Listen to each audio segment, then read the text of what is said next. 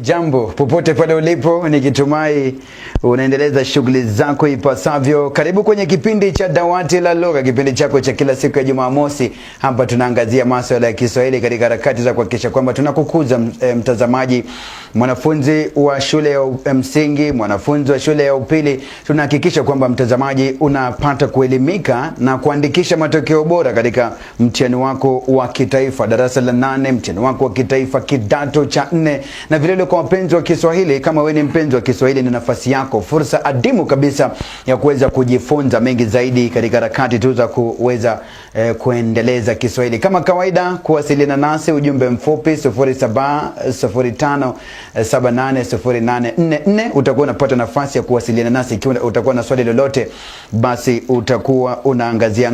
Kabla sijasonga zaidi, leo tutakuwa tunaangazia masuala ya insha, mtazamaji. Kwa hivyo kama wewe ni mwanafunzi wa shule ya msingi, hujui mtiririko wa insha ni upi, hujui alama zinapewa vipi, ama mtihani ama insha inasahihishwa vipi, mtazamaji, leo utakuwa unapata nafasi ya kufahamu. Na vile vile kama wewe ni mwanafunzi wa shule ya upili, utakuwa vile vile unapata nafasi ya kufahamu uandishi bora wa insha, mtiririko wa insha mbalimbali, kipi ambacho kinahitajika wakati ambapo unaandaa insha yako. Na leo basi studioni na mgeni mwalimu ambaye atakuwa anajitambulisha kabla tusonge mbele. Karibu zaidi mwalimu. Asante mwenzangu. Karibu kweli mtazamaji. Leo ni mkurugenzi wa lugha, ambapo kwa kweli jinsi namna ambavyo umeweza kusema na umeeleza fika kwamba tutakuwa tunazungumzia mtiririko. Ni mkurugenzi wa lugha, na nitakuwa basi ninaleta moja kwa moja tutiririke vema katika Kiswahili. Unajua ni lugha tena hali nzuri tena saili yenye mnatonoke.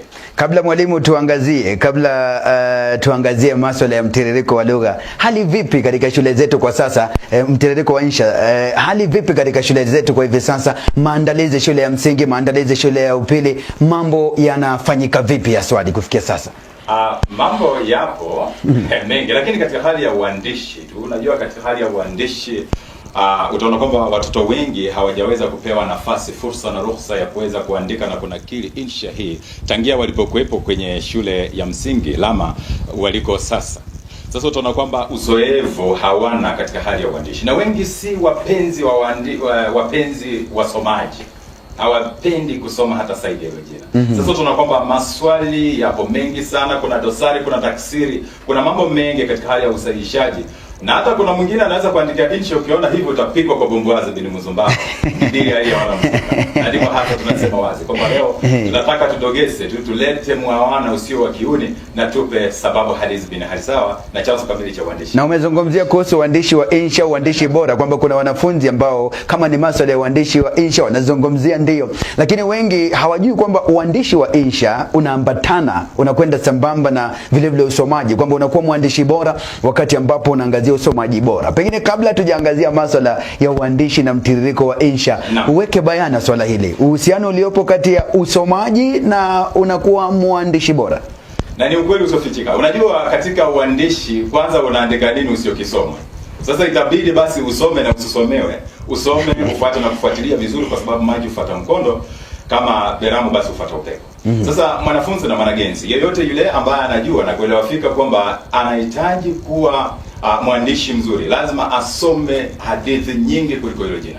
Na unajua katika usomaji na usemaji wa lugha tahali na hali hii yenye mnato na uketo, inahitaji mtoto kwanza awe na bidii. Sasa aliyesoma sana akafika kilele na kilele mama cha mlima wanataaluma, tunasema wataalamu kwa watalamidi wanaotajika na kuhitajika.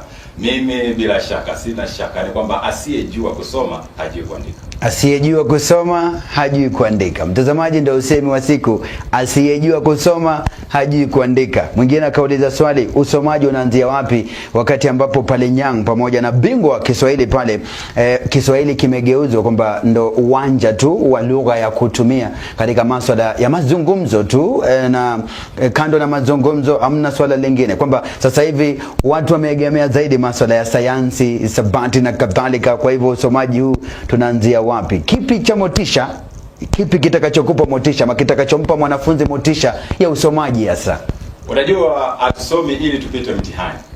Wengi wanafunzi na wanagenzi wengi pamoja na wasomi wanapewa tu fursa na ruhusa tu ya kuweza kusoma ili angalau waweze kufusu na kufaulu mtihani wao wakiweza pengine kupata alama za juu. Lakini tuelewe fika asubuhi ya Mola kwamba ikiwa mtu ameweza kusoma vizuri, mwanafunzi umesoma, umepita mtihani, ama pengine haukupita zaidi ya hilo jina, wengi wanapepea na wengine wanaanguka mianguka imende miguu juu. Lakini nataka kusema wazi kwamba Kiswahili ni pato.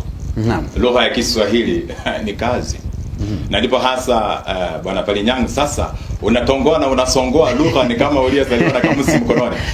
Ni kwa sababu tu ya lugha hii ambayo umeweza kuisoma. Sasa lugha hii kweli ahali ambayo tunaiona na kuangalia kana kwamba unajua watu wanasema kwamba mtu aliyejua lugha ya Kiswahili hajui Kiingereza. Na unajua kuna lugha ya Kimayai, mtu atatongoa na songoe, utabaki hapo umepigwa tena butwa, unaanza kufikiri kwamba kumbe lugha ni nini. Sasa moja, lugha ni kazi. Wakati unapojua lugha ya Kiswahili ndio kazi na ndio pato. Nyimbo zinaimbwa kwa lugha ya Kiswahili, na hata wengine wamefanya michezo pakacha na chakacha za maisha kwenye lugha ya Kiswahili. Sasa tusome lugha ya Kiswahili maana yake ni pato. Tusome lugha ya Kiswahili maana yake ni pato. Na mtazamaji, ndivyo hivyo bingwa huyo akizungumza masuala mengi tu ya Kiswahili. Najua kwa mwanafunzi wa kidato cha kwanza hadi cha 4 uliona utofauti mkubwa zaidi uliopo kati ya insha za shule ya upili na msingi, na tutaanzia pale kukufaa wewe mwanafunzi wa shule ya msingi. Insha zipi zilizopo pale kwenye shule ya msingi, na vile vile ni vipi ambavyo insha hizi zinapaswa kuangazia? Pengine mwalimu, tuanzie pale kabla tujapanda hatua nyingine na kuangazia insha katika shule za upili. Shule za msingi insha huwa vipi haswa? Insha ni ile ile tu, manake lugha ni ile ile tu, na hata msamiati ni ule ule tu. Lakini sasa hapa tunapatiwa mwanafunzi kutamba vizuri, kusema, kuongea, kutumia tamadhali na fani za lugha zote mbalimbali. Ijapo tu amelenga lengo. Na pia ni lugha ambayo mtu atapatiwa nafasi hawekwi idadi ya maneno. Ijapo wanasema kratisi 1.5, wengine wanasema nini, lakini tunaona tu ni kwamba ana uhuru sana na saidi ya hilo jina kwa kusema tu na kunakili huku akiandika yale ambayo anayajua. Pia insha hii tunaona mawazo. Unaona kila mtu ana wazo lake sasa moyoni, kama si kichwani. Kama unaniona na kuniangalia uliko sasa, unaanza kufikiri kwamba na iweje kama mtu kajua lugha ya Kiswahili kanakili insha vizuri, mbona asiwe mwandishi wa vitabu? Swali ni kwamba mawazo ndio akili, na tunasema akili ni nywele, japo si nywele chafu. Kama wewe una zako basi tunza kama mkorino. Hata tunaelewa kwamba insha ambayo tunaizungumzia katika shule ya msingi ni insha ambayo inapatiwa tena alama 40. Naam, upatiwi alama 20, unapatiwa 40. Hasa ni insha ambayo ina uhuru kidogo. Na unajua mtiririko, na mbona utiririke? Unatiririka kwa sababu unajaribu kuleta mwawana usio wa kiuni. Unaleta sababu halizi bin halisa. Unaanza kwanza na kichwa ambapo mimi husema mwanzo, unakuja kiunga mwanzo, uende kiwiliwili, ukuje tamati. Sasa masala na mambo kama hayo, mtoto ambaye amesoma vitabu hata vingi na hadithi nyingi. Na unajua Bwana Palinyang, ni ukweli usiofichika kwamba si mwanafunzi eti awe tu ameweza kusoma lugha ya eti ajaribu tu kusoma vitabu vya hadithi vyote. Anaweza kuingia tu katika kitabu kile cha shule, alafu kisha akaweza kusoma hadithi ambapo simo pale tu, kama amepatiwa sanifu, amepatiwa pengine mufti na kitabu chochote, usome tu zile hadithi na hali itakuwa nzuri. Sasa uandishi wa shule ya msingi, mwanafunzi anapewa fursa na ruhusa ya kutamba na kusema mawazo na maneno yake kwa alama 40. Tutakuwa tunaangazia vipengele mbalimbali katika uandishi wa insha shule za msingi. Lakini pengine kabla tujaingia ndani kuangazia mtiririko huu, mwanafunzi wa shule ya msingi anapaswa kuanzia wapi shughuli za uandishi wa insha? Kuna wengine ambao watakwambia kwamba darasa la kwanza chekechea kwamba tunaandaa insha. Wapi ndo mwanafunzi anaanzia na anaanzia vipi haswa? Popote pale. Lakini mimi nilipokuwepo enzi hizo, nataka kusema tuanze kukumbuka enzi za Adamu na Hawa.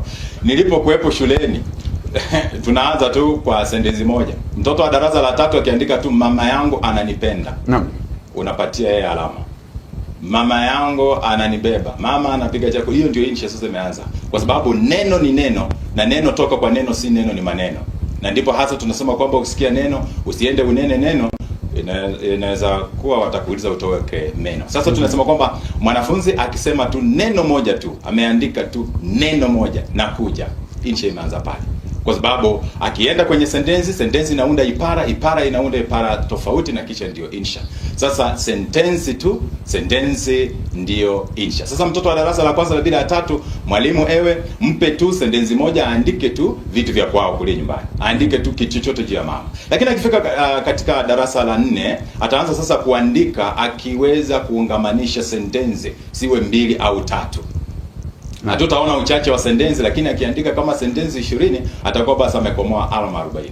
Sasa ni ukweli wa mambo, kabla hatujaweza kutoa dosari na taksiri ndani na makosa ambayo ameyatenda na kuyatekeleza, itabidi tu tuanze kuhesabu sentensi. Lakini darasa la 5, huyu ni mwanafunzi ambaye anaweza kutamba vizuri, akueleze na kuelekeza moja kwa moja hadi kwa kiini, yani ndio sababu halisi bin hali sawa na chanzo kamili cha yeye kuandika insha. Aina mbalimbali za insha shule za msingi. Pengine tuanze pale, tutajie tu aina mbalimbali za insha, alafu tuanze mtiririko wa baadhi tu ya insha kabla tutamatishe hiki ama awamu hii ya kwanza. Unajua niko hapa tu kama jumba la zamani lililomea magugu ambalo anasimama na kuhesabu miaka. Indekawa sina zote, lakini zipo nyingi zaidi. Lakini nipe ruhusa, manake swali tu angafu sasa ni kwamba mtiririko kwenye insha ni upi? Nipe swali hilo, alafu kisha nianze mtiririko kwenye insha tofauti. Kwa mfano insha ya moja kwa moja. Unaweza kuambiwa kwamba andika insha juu ya chakula nikipendacho. Nasema chakula manake ni Christmas. Sasa chakula ni kipendacho. Chakula kila wakati, iwe Christmas siwe Christmas, chakula ni chakula tu. Ijapo kwamba sasa let me know chakula ambacho kinaanza kukutia na kuweka kichwa darimadaro unasungusha na kisha. Inategemea umezaliwa wapi. Na kweli sasa kule mijini na vitongojini, hapa kwetu msamiati. Sasa tuone wazi kwamba ikiwa umepatiwa insha darasa la 5, pengine chakula ni kipendacho. Sasa ndakana ujieleze katika vidokezo moja kwamba chakula ni kipendacho. Je, hiki chakula ni gani? Uandike vidokezo kando, sababu za kukipenda uandike pale, kinavyoandaliwa, alafu kisha ukuje tamati. Ukuje maoni, hatimaye tamati. Sasa ule ndio mwawana sasa. Manake mimi nikianza kuandika tu chakula nikipendacho. Sasa nataka utiririke vizuri. Kumbuka na ushike na kushikilia kana kwamba ni Injili takatifu, ewe mtazamaji. Manake tunazungumzia mtiririko tu, asungumzie inchi yenyewe. Sasa ikiwa mtiririko unatiririka, ungenipa ruhusa tu naanza kwamba chakula nikipendacho, nimeandika chakula chenyewe. Nambari 2 nimeweka sababu za kukipenda. Nambari 3 nimeweka kinavyoandaliwa. Nambari 4 nimeweka maoni. 5 tamati. Sasa nikianza kutiririka, itabidi nianze chakula chenyewe na niende moja kwa moja niseme ugali. Nataka niseme kuna ugali tu. Ukila ugali, hata ukila kingalingali ugali kama ngalawa ingiliwai na nguru, bado wewe wakula ugali. Nilijua utaanzia pale na nilijua utaanzia kwa ugali Na ndio maana. Na ikiwa kwa kweli wewe na mimi tunaona mwili kwa ugali. Na ugali usianze kusema ugali wa wimbi, ugali wa miogo. Wewe andika tu ugali, na tunajua ugali katika Kiingereza ni ugalai.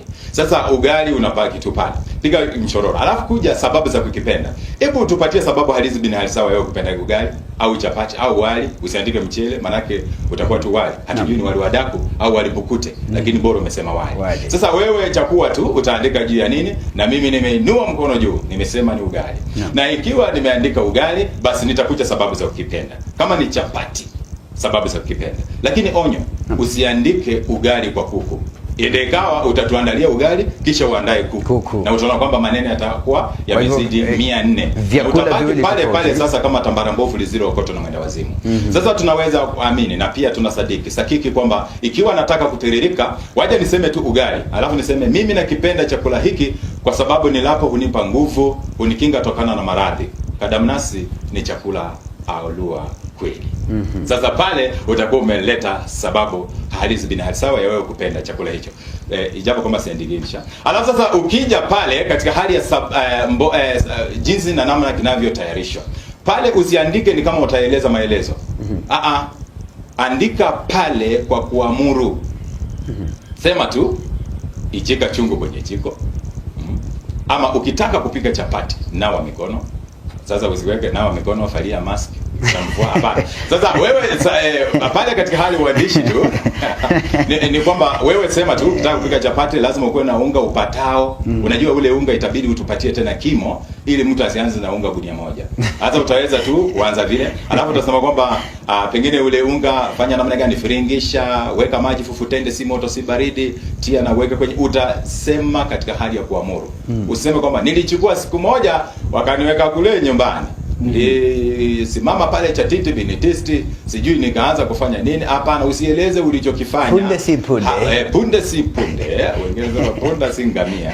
Sasa ikiwa wewe umeweza kuandika insha katika hali ya chakula nikipendacho, insha ya moja kwa moja, hii ndio insha ya respect katika lugha ya katika shule ya upili. Sasa utaona kwamba mtoto wa darasa la 8 akiandika chakula nikipendacho, akifika kwenye kidato cha 4 atapewa nafasi ya kuandika recipe na atakuwa ameiandika recipe vizuri, atasaidi manake alianza kweli. Unajua mwanzo wa ngoma ni lele kabisa.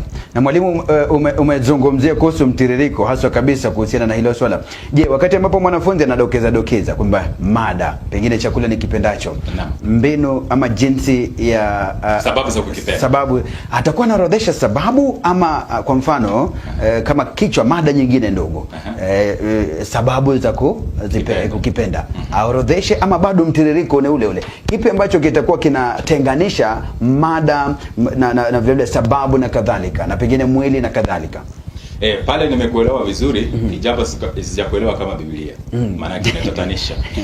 Nimeelewa wazi, na ni swali nzuri na ni swali kwa mafu. Swali ambalo linahitaji wale wafumbuzi, si wachambuzi tu.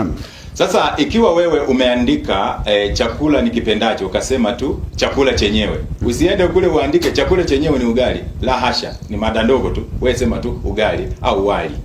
Alafu kuja sababu za kukipenda, useme sababu za kukipenda hiki chakula ni kwamba. La hasha, sababu za kukipenda inakupatia tu mbinu na mkondo wa kuanza na kuanza pale. Sasa usema sababu za kukipenda, jiulize sababu halisi binafsi. Mbona na kwa nini unakipenda? Alafu kisha useme kwamba mimi nakipenda chakula hiki kwa sababu hunipa nguvu, hunikinga kutokana na maradhi rahisi kupatikana, ama pengine ni chakula hali kweli. Sasa ukikuja pale chini tumesema sababu kinavyoandaliwa. Sasa ukifika kwenye kinavyoandaliwa, itabidi sasa uandike mada ndogo tena.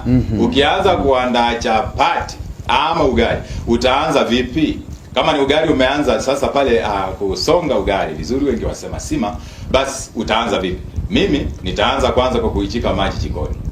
Na ukifika kwenye unajua unaweza sema jikoni, mwingine yuko kwenye gas, mwingine sema tu na weke maji yapataye. Manake unajua katika shule ya upili utaambiwa kwamba utaandaa chakula cha watu fulani. Sasa pale utajua unaweka kimo. Lakini darasa la 5 hamna haja ya kusema watu wapatao wangapi, kwa sababu wewe upewa tu, haujui kununua. Wewe utaweza andaa chakula kingi sana. Sasa itabidi tu wakueleze kwamba utakuwa na uhuru tu wa kuandika mbona wanakipenda chakula hiki. Na usifike pale katika namna ya kuandaa pia chini ukisema nilipomaliza chakula hicho wageni walikula wakasifu sana. Hapana, kumbuka ukisifu kilichokwisha sifika unakikashifu, na ukikashifu kilichokwisha kashifika utakuwa na kisifu. Hebu usikisifu. Naam, na ndio hasa. Wewe baki tu pale kama manamba kwenye ukingo. Mnajua wewe wakati unapoandaa chakula hiki, sisi tunataka tuone tu unajua kuandaa chakula hiki. Maana unasema kinavyoandaliwa, na je unatueleza na kutuelekeza kwa mbinu na mkondo na sababu halisi binafsi sawa, unatupatia picha na taswira ya uweza kupika. Je, unajua kuandaa chakula hiki au sio? Sasa ni mapishi. Mapishi muhimu. Kuna insha ambao wanafunzi wengi hasa kabisa shule za msingi huangazia pakubwa, insha ya ubunifu vile hadithi. Mwanafunzi anapaswa kusimulia pengine swala fulani. Pengine tuzungumzie mtiririko wa aina hiyo ya insha vile katika shule za msingi. Manake nipo natiririka tu, na katika hali ya mtiririko unajua anakuwa mwepesi tu wa kusema, kucheza na kuchezesha na maneno haya. Alafu pia mwalimu Palinyanga, kitu ambacho nataka ujue ni kwamba anayesema na kuongea vizuri katika lugha ya Kiingereza au Kiswahili ataandika vizuri. Aliyesema lugha shuka, mimi nasema Kiswakinge, yani Kiswahili ya Kiingereza, sheng ukipenda. Atakuwa akitia na kuweka ndani. Sasa neno la kwanza, uwe mtu mbunifu wa kusema na kunena maneno katika lugha ya Kiswahili, na pia uweze kuwa msomaji mwema. Sasa umepatiwa insha moja kwa moja. Kwa mfano, nilikuwa sijawahi muona babangu akilia.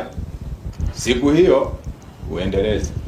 Sasa unajua hiyo ni insha ambayo unaanza kujiuliza, baba huyu mbona alilia mbele ya nani? Alilia wapi? Mbona aliye mchana usiku? Kwa nini? Sasa unaanza kujiuliza alilia mchana, alilia usiku, tulikuwepo wapi? Na ikiwa umepatiwa insha, kwa mfano kama sasa vile vyetu tunaanza kuona kwamba kuna mkasa wa moto sana. Sasa ukisema tu mkasa wa moto umepatiwa, wewe uandike, wewe tiririka, usiende kwa mada moja kwa moja. Unajua pia hii ndio insha ambayo inashinda watu wengi sana. Insha kichwa. Waambie tu mkasa wa moto, alafu kisha wewe utaanza wapi? Utaona kwamba ubunifu pale hauna. Lazima ukue hapo na mwanzo na kiunga mwanzo.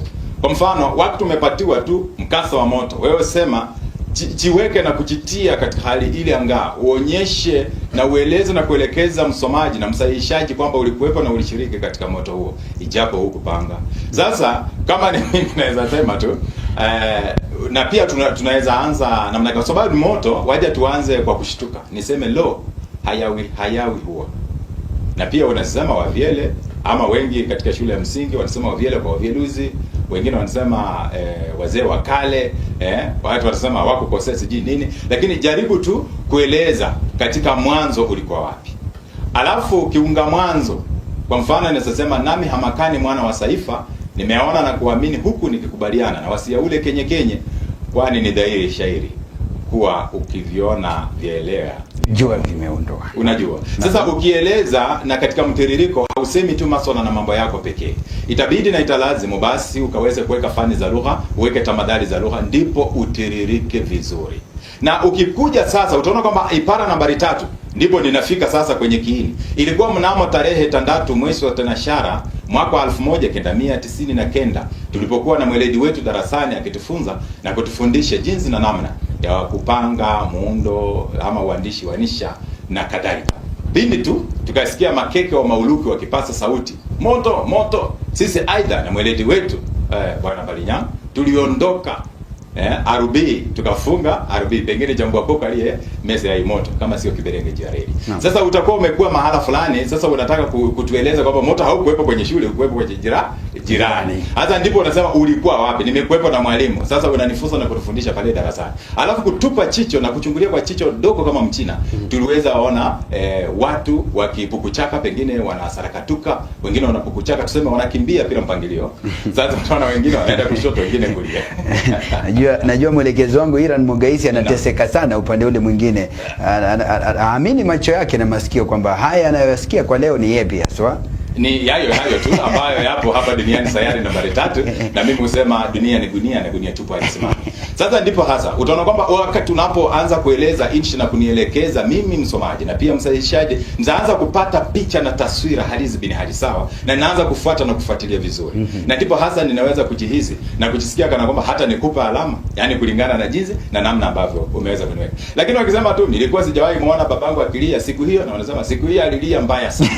Na utakomba insha, lakini sasa pale insha yako haitakuwa kwa sababu gani hujataja sababu? Mbona si mama?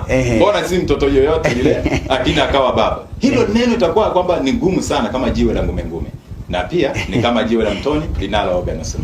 Sasa tunahitaji tu tujue na tuelewe fika kwamba wewe wakati unapo andika insha yako, je, unatiririka vipi? Shikilia pale uziuzi ule kwamba tunazungumzia kutiririka. Usiseme nimetoka kwenye nyumba nikafika kwenye stani, nimeabiri gari na tena ukasahau simu, tena nikarudi kabla hata sijafika stanini. Unajua utakuwa unajichanganya kwenye ploti. Nakumbuka kuna ploti changamano na ploti sahili. Insha inaandikwa kwa ploti sahili. Ukiandika katika ploti changamano, watu tutachangamanikiwa na tutabaki pale kama koti iliyopasuliwa siliti.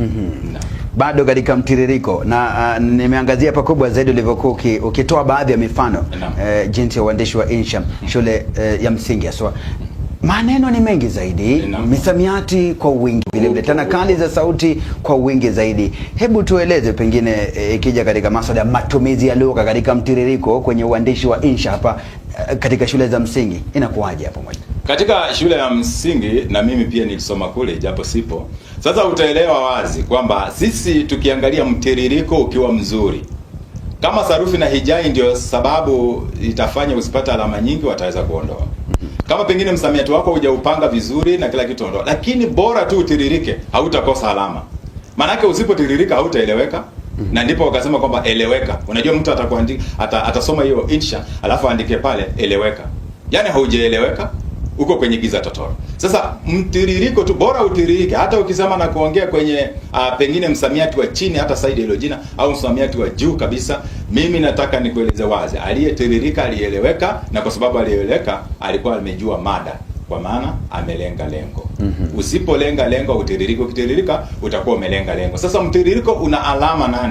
Na ndipo hasa utaona kwamba hautaweza kutoka pale yai bininunge, utakuwa basi umekomboa na kukomoa alama hata chache kulingana na afya yako. Sasa ni vizuri. Kwa hivyo ukizungumzia kuhusu alama 8 mtiririko, unazungumzia kuhusu matumizi ya lugha. Matumizi ya lugha na mengine ni tofauti. Wewe unatiririka tu. Unajua ukiambia mtoto kwamba jana tulikula, mtoto mdogo hata mwenye aelewi na anakueleza maneno, bora tiririki. Atakwambia tu sisi kula kali. Umeelewa? Lakini hajakueleza vizuri, lakini umejua malengo kwamba alikula ugali. Ijapo watoto wanasema herufi 4 sisi kula kale abeji. Sasa shida ukula ugali na sukuma. Sasa ni ile itabidi basi akueleze alichokula. Sasa hapo ndipo utaanza kubaki tu cha sufuria baada ya kazi, mashafu yanaweza kususia kazi na ulimi ukite mizizi, ndipo hasa unabaki maiti mbichi. Lakini ikiwa basi umetiririka, mtu atakuwa amekujua vema umetiririka vipi, umesema na mengi. Sasa mtiririko, matumizi ya lugha, unajua pia inahitaji mtu ambaye amejua sarufi. Na hapo ni kusarifisha sentensi, sarifu sanifu, na pia utakuwa umejua fani za lugha, umeweza kutia na kuweka ndani. Lakini kutiririka tunaweza kutiririka hata bila kuweka vitu hivyo. Kwa mfano insha hotuba. Unajua hotuba ni maneno. Muhatibu ni anayesema. Sitaki kusungumzia Kasarani, uwanjani Kasarani. Lakini nasungumzia yule aliyetoa hotuba, yeye ni muhatibu. Alafu maneno aliyosema ni hotuba. Maana ambapo amesimama ni jukwaa. Na wale watakao sikia na kusikiliza ni hadhira. Sasa ikiwa wewe wamekusungumzia, wamekwambia mambo ya hotuba. Kwa mfano wameandika insha hotuba, wamesema kwamba wewe ni kiranja usafi shuleni penu, andika insha utakayoitoa ama andika hotuba utakayoitoa kwa rideni siku ya Ijumaa. Tunaamini kwamba siku ya Ijumaa na ndipo tunapoanza lugha ya Kiswahili, na sasa tunasema katika lugha ya Kiswahili hada hii siku ya Sabato, pengine hata Dominika. Lakini katika vyule vingi utaona kwamba wanawakasia siku ya Sabato kusema lugha ya Kiswahili, wanasema lugha ya Kiingereza.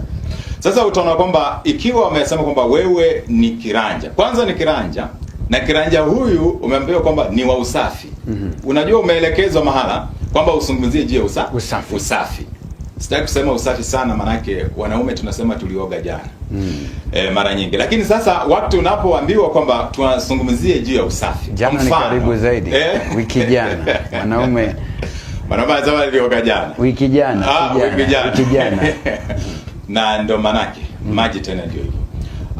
Maji mimi naitumia tu kwa upatizo. Sasa utaona kwamba wazi kwamba ikiwa wewe kwa kweli umeweza kupatia hotuba na wewe ni kiranja, anza kufikiria haraka. Haya, mimi naanza kufikiria. Na naweza kwanza kufikiria, nawaza na kuwazua, natia na kutoa, na tafakari. Na katika tafakuri zangu naweza kuipuka na jawabu kwamba mbona waseme mimi ni kiranja? Alafu kisha mbona waseme usafi? Sasa nitaelekeza usafi kwenye mazingira na pia usafi kwenye mili na mavazi. Sasa nitakuwa nimeweka mara 3. Mara ya kwanza nimezungumzia usafi kwa mazingira. Kwa mfano, hapo kwanza tutataka tujue hotuba hii imetolewa saa ngapi? Unajua? Kwa sababu wewe wakati unasema kwa mfano mimi nianze mwalimu mkuu mfanisi, naibu wa mwalimu mkuu mfanisi, mwalimu mwandamizi, wanagenzi wenzangu. Useme wanagenzi wote, wewe utakuwa mwalimu. Na hapo ndio tutajua hotuba hii ni ya mwalimu. Ni mwalimu ama mwanafunzi? Sio mwanafunzi. Sasa nikisema mwalimu mkuu mfanisi, naibu mwalimu mkuu mfanisi, mwalimu mwandamizi kwa maana ya senior teacher, weledi na wanagenzi wenzangu, hamjambo. Hapo hatujajua imetolewa saa ngapi. Ukisema masala kheri, leta salamu ya wakati. Ndipo basi tujue ni mwanagenzi na ametoa hotuba hii saa fulani. Wakati fulani. Alafu ukisema kwamba pia unajitambulisha. Mimi ni umbo sawa kokote kutoka kitato cha 3 magharibi ama kitato cha 3 kusini ama kaskazini. Na hivi leo nimeona na kuangalia kwamba ni vema na afadhali tuseme na kusemezana huku tukikumbushana juu ya usafi. Usiseme uchafu. Ijapo utalenga uchafu lakini unasema usafi. Sasa ikiwa basi wewe umejitambulisha, pia tunakupa alama. kwa sababu tunajua tunasema na nani. Kama wewe hujajitambulisha, basi tutaanza kuwa na wahiga, wasiwasi, uoga unaingia kwamba huyu ni nani. Na ikiwa basi utakuja na umeweka na umekata tena katika vitengo vitatu, utasema kuanzia kule langoni, kanyageni, ulimboni hati huku ukingoni, wanafunzi ama wanagenzi wenzangu, na waomba kwamba tuokote taka, tufieke nyasi na tuunde ua zetu, ili angalau hapa nako kumeti na kumelemetuka metumetu kama thurea za nyota. Utakuwa basi umesungumzia mazingira. Naenda haraka kidogo. Alafu useme kwamba na watu na ningewaomba pia katika lepasi zetu au mafazi au pengine tuseme sare za shule, watu ama tuseme kwamba wanagenzi wengi ni vema na afadhali tukue tukibadili, manake tumeisha hapa bwenini, tubadili, tusiwe na moja, tuoshe nyingine, tupike pasi nyoke twaku hapa paparasi kazi. Unaweza kuongeza hayo. Hata ukizungumzia juu ya mavazi, pia zungumzia usafi wa miili, kuoga, na pia usafi wa lugha. Kuna watu wanasema na kunena maneno ambayo kwa kweli yanatia na kupea watu fedhea kama si aibu. Sasa wakasema kwamba tuseme katika lugha ya Kiswahili, lugha nzuri, ahali yenye mnato na mketo, inayovuta na kufutia kila mtu na mja anayesikia na kusikiliza, akifuata na kufuatilia. Isiwe tu kwamba tunaroboka tu na kusema maneno mengi kisha la bela kisha khalabakhala na tunakaa na kuketi hapa kana kwamba tusiyejua lugha ya Kiswahili. Utakuwa basi unasema na kunena na wale ambao kwa kweli wanakusikiza na wale ni wanagenzi. Ndivyo hivyo mtazamaji, dakika 49 baada ya saa 4 kamili saa zetu za Afrika Mashariki, awamu ya kwanza.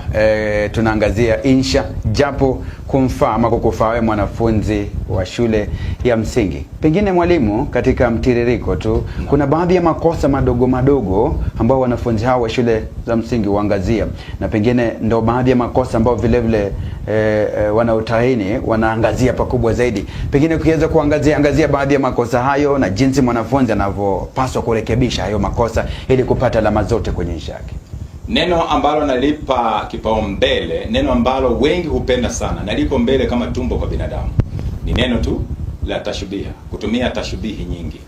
Mtu anajiradidi na kujirudia tu, rudia kwa maneno pamoja na msamiati ule ule, hata methali ni hizo hizo. Wakati mwanafunzi anaandika na anaona kwamba anataka kutiririka vizuri, utaona wengi wanaanza kuradidi msamiati. Wanarudia neno hilo tu ambalo amelizungumzia. Mja ataweka tu mja mpaka mwisho, ushindwe ni mja Mungu, mja msito au mja laana. Sasa itabidi basi utabadili msamiati. Nambari 2, methali isiwe hiyo hiyo tu, na usiweke methali za kuigizana. Unajua tuna methali za mwili. Kwa mfano ukinipatia insha ambayo ni ya methali za mwili, umesema kwamba methali za mwili ni 26 ama 4. Sasa ikiwa umesema kwamba tuseme nywele, tuseme akili ni nywele, kila mtu ana zake, na ni ukweli usiofichika. Tunasema nywele za kichwa.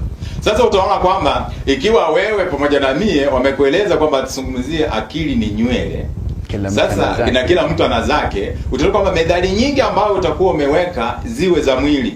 Kumbuka macho hayana pasia na tamaa ya macho haifilizizi duka, na hata meno ya mbwa hayaumani.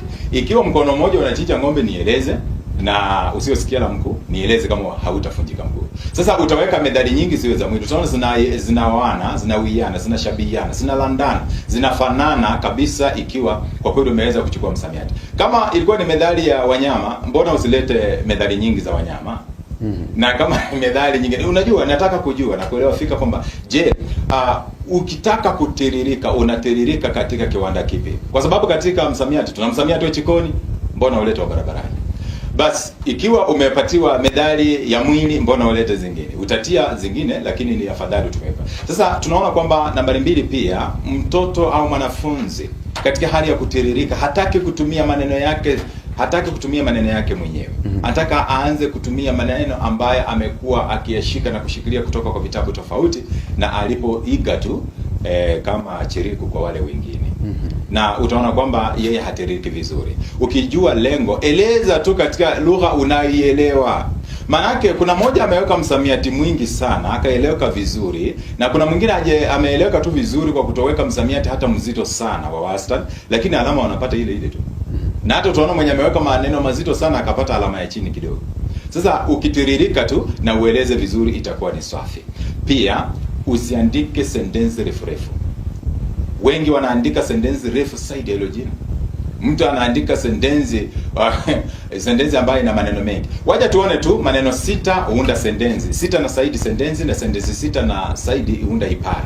Sasa usiweke sentensi refu tu, wewe weka sentensi fupi fupi tu na pia utakuwa umeeleweka. Dosari, taksiri au kosa ambalo wengi hufanya ni kwamba moja kabisa wanaandika kwa hati mbaya kuliko hilo jina.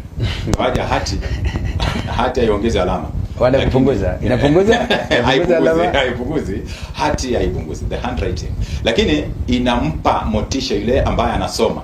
Kama hujaandika kwenye hati nzuri, anayesoma hata kuelewa vizuri, kwa maana hii hautapata alama nzuri.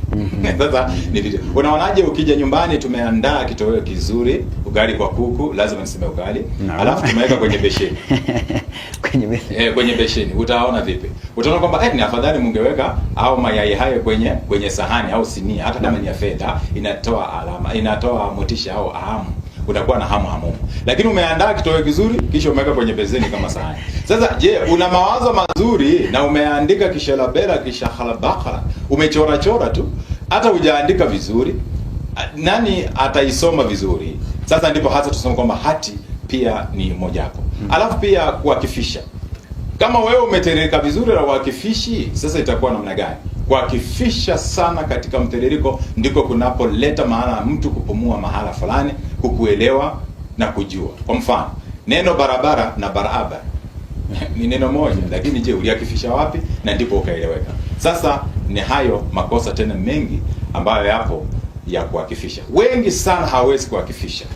Alafu pia hawalengi lengo, na kisha wanaandika sentensi refu, sentensi ambayo mtu anachoka hata kuisoma. Na pale mwalimu umezungumza kuhusu sentensi na vile vile urefu wa insha kwa mfano. Na ukiangazia pengine insha ya mdokezo tu, mwanafunzi katika shule ya msingi amepewa insha mdokezo. Ukija kwenye mada, urefu wa mada, kwa sababu kuna yule mwanafunzi ambaye ataandika maneno zaidi ya 6 kwa mfano kwenye mada tu ama kichwa cha insha kama ni insha mdokezo. Na vile vile uweze kutueleza kuhusu urefu katika kila aya vile vile. Na aya ngapi ndio mwanafunzi anapaswa kuangazia anapoandika insha bora? Na ndipo hasa nilianza kwa kusema, na nilisema nikiwa na malengo kwamba tutajua kwamba maneno 6 huunda sentensi, na sentensi 6 na zaidi huunda ipara moja, na ipara 6 huunda maneno 400. Na ndipo hasa nikasema kwamba ikiwa utaweza kupatiwa medali uhesabu mambo hayo ni 6, mbona wewe uandike zaidi ya 6? Sasa ikiwa utaandika hata zaidi ya 6, wewe mwenyewe umeanguka mianguko ya mende mikuu juu. Sasa wewe utatiwa na kuwekwa pale tu ni kama haujajua. Kwanza utaadhibiwa, alama fulani itatolewa. Si afadhali basi hata uache kuweka kichwa moja kwa moja, itakuwa ni vizuri. Si lazima uweke kichwa, lakini kuna alama kuna alama za kichwa zitatolewa. Ikiwa basi hautaweka, utakuwa sio umeandika juu ya nini. Hebu nipatie nafasi ya kuuliza mwanagenzi ama kuuliza mama aliyezaa mtoto bila kichwa. Sijui atampa jina. Sasa insha yako lazima iwe na kichwa. Na ikiwa umeweka kichwa, sasa tutasoma kichwa kile na tutajua sasa insha hii inaitwa nani. Insha hii ni gani? Lakini kwenye Kiingereza tupilia mbali kichwa, manake wazungu wanajua ya kwao. Lakini sasa katika lugha ya Kiswahili naamini na pia nasadiki kwamba ikiwa utaanza kuandika insha na umeweka kichwa, utaeleweka hata kwa urahisi. Na bure kama hujaweka kichwa itabidi tusome ndani ndio tujue, na tutakuwekea kichwa ambacho pengine wewe haujakijua. Sasa ninaona kwamba swali lako ni nzuri, swali ambalo linaelekeza mwanafunzi na mwanagenzi yeyote ajue na kuelewa kwamba kuteua kichwa ni muhimu. Manake unapoweka kichwa basi itakuwa sawa. Lakini tena masuala na mambo ya kichwa hii, utaona kwamba kwenye darasa moja watoto wote wameweka methali moja, mtoto mlaavyo ndivyo akuavyo. Sasa tutaanza kufikiri kwamba insha hii mwalimu aliandika ama aliibiwa. Ni swali. Sasa ndipo hasa nao unajawabu. Ni afadhali kuchukua kichwa, si lazima iwe methali, lakini kama ni methali itakuwa ni vizuri sana. Insha ambayo watoto wataandika vizuri ni insha kama fulani walienda kwenye video, fulani alikuwa mpenzi wa mwingine, ama pengine wamezungumzia masuala, unajua Kenya hadithi tena, fulani akaiba kitu fulani. Ufahamu kama huo watoto usoma vizuri sana. Lakini lazima ukoge, sijui uwe na heshima, wengi hawasomi. Sasa insha yako kama utaanza vizuri na uiandike vizuri, yule mtu anayesoma anataka mvutio. Sasa methali itakuwa inavuta mtu asonge mbele kuliko ni. Na pia kuna kuweka methali zaidi ya 2 ama 3. Na ni wakati moja tu unaweka zaidi ya 2 au 3. Uwezi tu weka methali moja moja, kwani umeishiwa. Sema tu methali nyingi, manake una kamusi ya methali, pengine lulu za lugha, na una nyingi zaidi kichwani. Sasa pia muambatano wa tamadhali za lugha pia katika mtiririko inakuwa sawa. Na kama tumeshikilia mtiririko vile vile, uwe mtu wa kusema na kunena sana ndipo utiririke. Uwe mtu wa kuongea ndio utiririke. Manake uwazalo ndilo utakaloliandika. Na ndipo hapa mtu akikula mwingine anakura. Yaani ina maana kwamba alisema kura ni mtu wa kabila fulani, utaona anaandika kura. Manake yeye usema kura, asemi kula. Sasa tunajua nataja kura manake inawadia. Sasa ni vizuri wewe na mimi tujue na kuelewa kwamba utamshi wa masuala na mambo ya lugha ya Kiswahili yanakutia na kuweka katika nafasi na fursa ya kuandika vizuri. Ewe mwanagenzi na mwanafunzi ambaye unasema katika lugha ya Kiswahili, unatongoa na kusongoa lugha, unatembea na kunena kwa lugha nzuri ya Kiswahili bila shengu, utaandika vizuri, na aliandika vizuri atasahishiwa vizuri, na kwa sababu amesahishiwa vizuri atapata alama nzuri. Mtazamaji, dakika moja imesalia kutimia saa 5 kamili saa zetu za Afrika Mashariki. Naomba twende mapumzikoni. Tutakuwa tunarejea hapa awamu ya pili bado kuangazia masuala ya insha. Kumfahamu mwanafunzi wa kidato cha kwanza hadi kidato cha 4, amezungumza mengi zaidi mwalimu, ukwasi na ugwiji wa mwanafunzi katika uandishi wa insha shule msingi, yale ambayo yanahitajika katika uandishi, ili basi na makosa madogo madogo, mtiririko ule ambao mwanafunzi anapaswa kuangazia ili kuandika insha bora. Kwa mwanafunzi wa kidato cha kwanza hadi cha 4, ni nafasi yako katika awamu ya pili, lakini kwa sasa na kupeleka moja kwa moja hadi kwa mwelekezi wangu Hiran Mugaisi atupeleke mapumziko.